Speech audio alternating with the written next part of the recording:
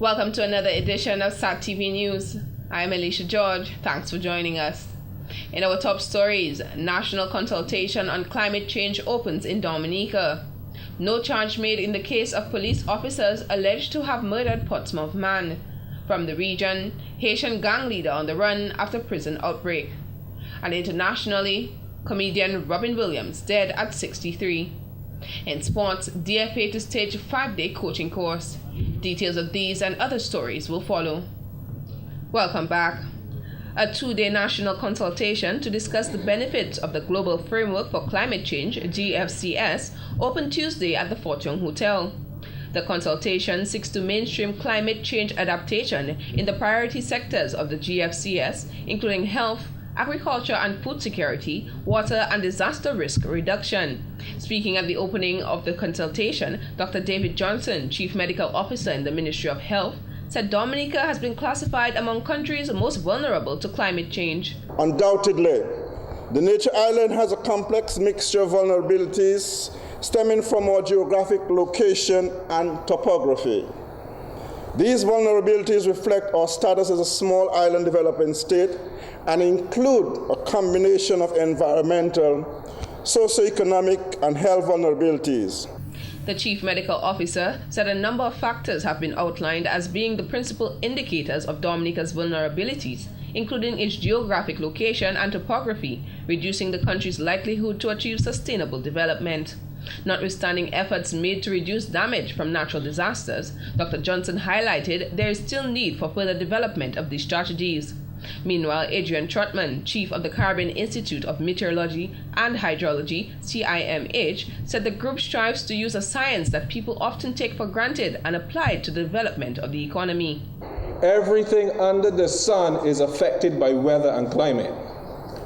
That's true, ain't it? Yet still we take for granted the things we know. Whether you think it's too little or too much. But we often take for granted the things we know or the information we can provide on weather and climate. Trotman said the science of meteorology has expanded the time frame by which information can be provided. He also revealed that Dominica is the second country-conducted national stakeholder process among the 14 member states, setting the pace along with Belize.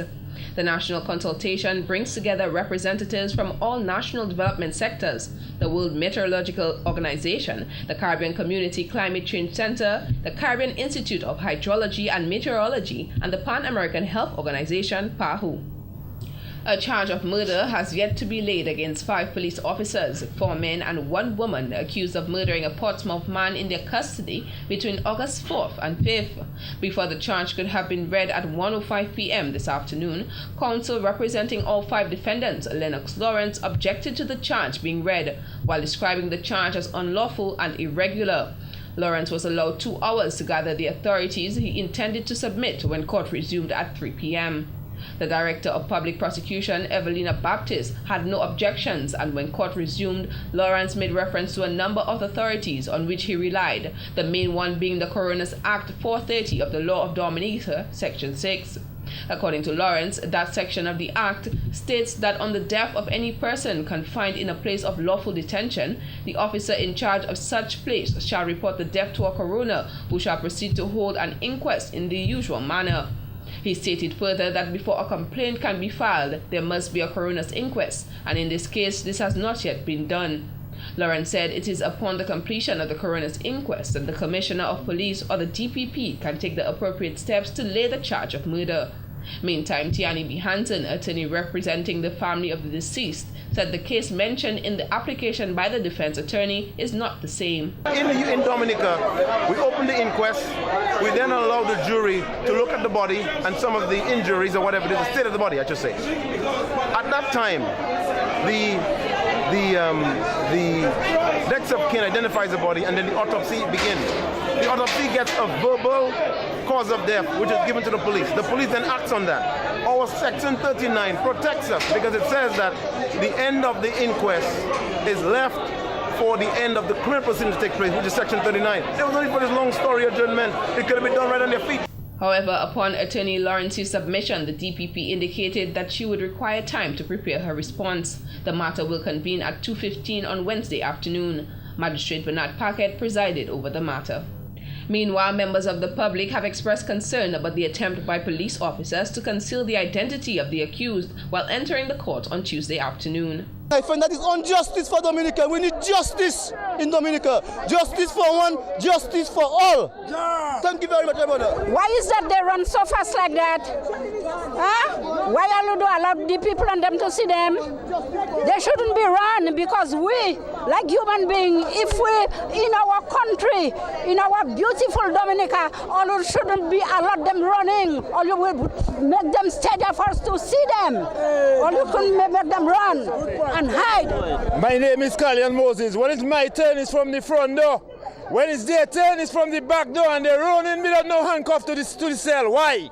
In related news, the family of Joshua Etienne, a man who died while in police custody on August 5th at the Portsmouth police station, has had increased concerns as it relates to the investigations of the case. Attorney at law Tiani Behanzen, who is representing the family, made the statement during a press briefing on Monday. According to Behanzen, the window of opportunity for these types of cases are relatively short. In these kinds of matters, events unfold very, very quickly. The window of opportunity is probably 24 hours or so after the event. So we were very concerned as to what evidence is picked up, how it's preserved, to ensure that there is no prejudice to any criminal investigation. Behanzen said there are a number of witnesses which the police have not interviewed, witnesses crucial to the investigations. We have pointed out a number of witnesses that the police have yet to interview. Witnesses that hold crucial evidence, especially after viewing the injuries on the deceased. We have identified 10 witnesses, one of which have given evidence already. The others are reluctant to give evidence because of the fear. Some have been threatened. The one who gave evidence was threatened, and in fact, there were attempts to beat him outside the police station. The attorney believes information about the case is inaccurate and incomplete. They stated that the gentleman was arrested at 9:30, placed in the cells, removed from the cell at 11:30, and then removed out of the cell at 11:30, and then placed back in the cell at 12. There was no information given as to why he was taken out of the cell, by whom he was taken, under what circumstances was he taken, and what, more importantly, was done during that half an hour. Joshua Etienne was arrested on August 4th at around 9:30 p.m. in Glanville for the alleged possession of ammunition. 19 medical students from the All Saints University School of Medicine were recognized for having completed their preclinical program of their medical studies last Saturday. The program, which commenced in May of 2013, saw the medical students gain knowledge of general body functions to specifics in organ systems. Speaking at the Whitefoot ceremony, Dean of the All Saints University School of Medicine, Dr. John Clare, said the skills obtained during the students' preclinical course will allow them to transition into their clinical studies. You will slowly become medical members of medical profession, the profession which is looked on not only as symbol of great knowledge, but also as one based on higher ethical principles and compassion. Today marks an important milestone in your career. You could never reach here without hard work, patience, and dedication to your ultimate goal. Dr. Clare congratulated the students and highlighted that the ceremony is testimony of the completion of the initial part of their medical knowledge and signifies the beginning of the next level of their clinical education. The dean reminded the students that they represent the All Saints University, regardless of where they practice medicine, and advised them to strive to uphold the good name of the institution. All of you will start clinical rotation soon after you complete your basic medical sciences.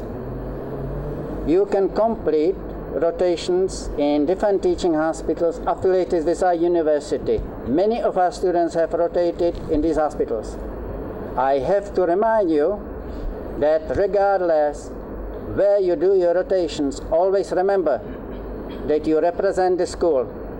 Therefore, do not engage yourself in anything that could damage the image of our university. Meanwhile, Honorable Peter St. Jean, Minister for Education, told the students that these are challenging times in the medical field and they must be able to function efficiently. As we listen to the news media, you recognize that for us as leaders, these are demanding times, but for you as medical professionals, you must give us the answers to the problems that humanity faces. And so every individual looks at you as the savior of humanity. The All Saints University was established in Dominica in April 2006 and has a current population of about 700 medical students and over 100 graduates at various stages of their postgraduate or residency training. To date, the university boasts 2 campuses, one in Dominica and the other in St. Vincent and the Grenadines. When we return, the National Cooperative Credit Union support youth through scholarship program. Welcome back. 12 individuals have been awarded by the National Cooperative Credit Union, NCCU, for their hard work and dedication in this year's national assessment. Janira Bess, Soyinka Coriette, Tanisha Nicholas, Dejon Shillingford, Josiah Dejean, Jaden Laville, Tabitha Durant, Jahim Prince, Kern Cadet, Travis Massicott, Tyrese John Baptist, and Jemima Mills are all recipients of secondary school scholarships, compliments the NCCU. Speaking at the 4th NCCU scholarship ceremony, Ronald John Baptist, Business Development Officer at the institution, said every year a percentage of the organization's surplus is dedicated towards scholarships. Each year, a percentage of the surplus of this institution is set aside specifically for that purpose. And it is by no means an accident that you are present here today to witness such an important occasion, that of the official presentation of scholarships to deserving students who were successful in this year's National Schools Assessment. John Baptist commended the students on receiving what he considers a very prestigious scholarship. He urged the public and corporate citizens to continue to support the institution. As NCCU grows in strength, it will continue to be a benevolent corporate citizen in Dominica, and we trust that you will continue to pray for its success to further contribute to the socio-economic development on this island.